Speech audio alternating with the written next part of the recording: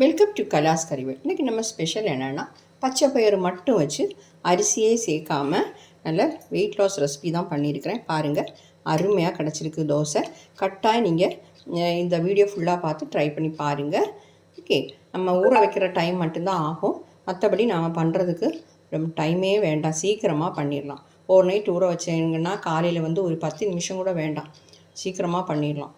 இந்த weight loss recipe கட்டாயம் try பண்ணி பாருங்கள்.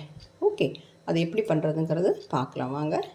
பாருங்கள், நம்ம அந்த வெயிட் லாஸ் ரெசிப்பியான இந்த பயறு மட்டும் வச்சு பண்ணக்கூடிய தோசை பண்ணுறதுக்காக நான் 1/2 கப்பு பயறு, இந்த மாதிரி பச்சை பயிறு ஓவர் நைட் ஊற வச்சுருந்தேன். குறைஞ்சது ஒரு 6 மணி நேரமாவது நீங்கள் ஊற வைக்கணும். நான் ஓவர் நைட் ஊற வச்சுருந்தேன் பிரேக்ஃபாஸ்ட் பண்ணுறதுக்காக தான். இதை நாம் மிக்ஸி ஜாரில் சேர்த்துடலாம்.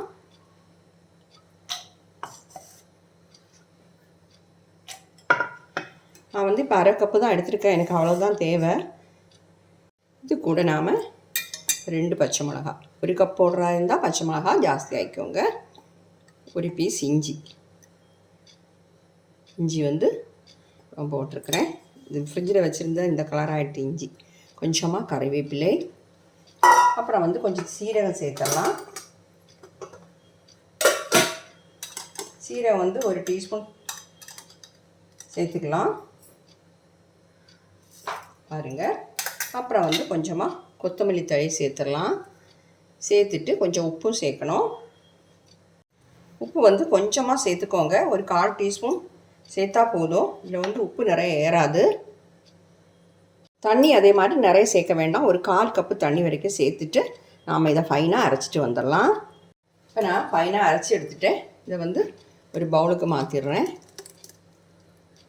கொஞ்சமாக தண்ணி இந்த மிக்ஸி ஜாரில் விட்டு சேர்த்துக்கலாம். பாருங்கள், மிக்ஸி ஜாரில் கொஞ்சமாக தண்ணி சேர்க்குறேன். இது இந்த தோசைக்கு நிறைய தண்ணியும் வேண்டாம், அதே மாதிரி ரொம்ப கட்டியாகவும் இருக்கக்கூடாது. ரொம்ப கட்டியாக இருந்தால் நம்ம பரப்ப முடியாது, ரொம்ப தண்ணியானாலும் சரியாகாது. பாருங்கள், இந்த மாதிரி இருக்கட்டும். உப்பு செக் பண்ணிக்கோங்க கரெக்டாக இருக்குதான்னு. இப்போ தோசை ஊற்றிட வேண்டியதுதான். தோசை பேன் சூடு பண்ண வச்சுருந்தேன். கொஞ்சமாக ஆயில் இப்படி க்ரீஸ் பண்ணி தான் கொடுக்குறேன், ஆயில் எதுவும் சேர்க்கலை. இப்போ மாவை சேர்த்துடலாம்.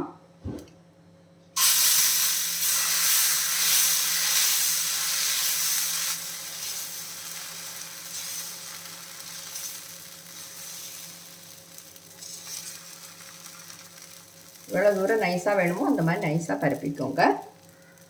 ஃப்ளைம் கம்மி பண்ணி வச்சு தோசை வார்த்துடலாம். பாருங்கள், சீக்கிரமாக வெந்துடும், டைம் எல்லாம் ஆகாது. கொஞ்சம் ஒரு 1/2 செகண்ட் கூட வேகட்டும். நம்ம தோசை வெந்துடுச்சு. சைடெல்லாம் இப்படி ஒசந்து வரும்போதே தெரியும் நம்ம தோசை வெந்துடுச்சு. உங்களுக்கு திருப்பி போடணும்னா திருப்பி போட்டுக்கலாம், இல்லைன்னா நீங்கள் இப்படி மடித்து எடுத்துக்கலாம். ஓகே, பாருங்கள், நம்ம பச்சை பயிறு மட்டும் வச்சு பண்ண தோசை எவ்வளோ அருமையாக கிடச்சிருக்கு பார்த்தீங்களா? கட்டாயம் நீங்கள் ட்ரை பண்ணி பாருங்கள். அப்போ என்னுடைய இந்த வீடியோ எல்லாருக்கும் பிடிச்சிருக்கும்னு நினைக்கிறேன். பிடிச்சிருந்தா தயவு பண்ணி என்னுடைய சேனல் இது வரைக்கும் நீங்கள் சப்ஸ்கிரைப் பண்ணலைன்னா சப்ஸ்கிரைப் பண்ணுங்கள். அதே மாதிரி லைக் பண்ணும், ஷேர் பண்ணும், கமெண்ட் பண்ணும் மறந்துடாதீங்க.